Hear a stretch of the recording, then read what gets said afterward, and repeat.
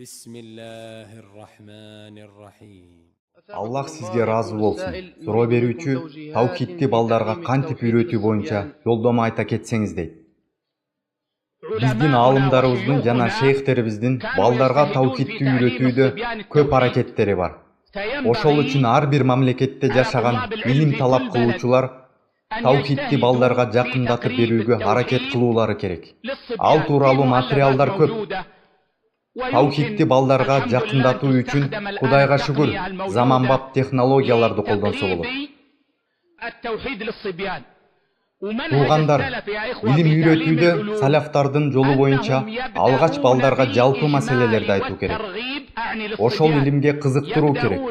Андан соң гана майда чүйдөсүнө кирүү зарыл. Андыктан балдарыбызды таукидти сүйдүрүүгө аракет кылалы. Аларга таухид тууралуу чоң жана кичине маселелерди берип, таухидке үйрөтөлү. Андан кийин маалыматтарды майдалап берсек болот.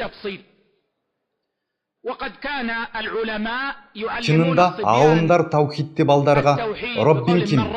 Роббиңди кантип билдиң? Роббиңди эмне аркылуу тааныдың? Пайгамбарың ким?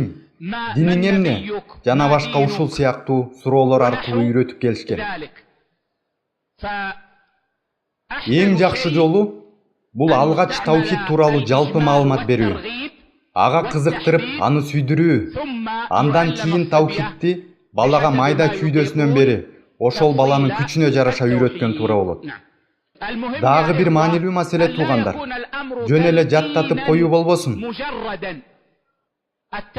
Себеби жаттатып эле койгондук жөн эле түшүнүк пайда кылат. Ошол үчүн баланы таухидке үйрөтүү керек. Ал анын жүрөгүнө орноп калганга чейин.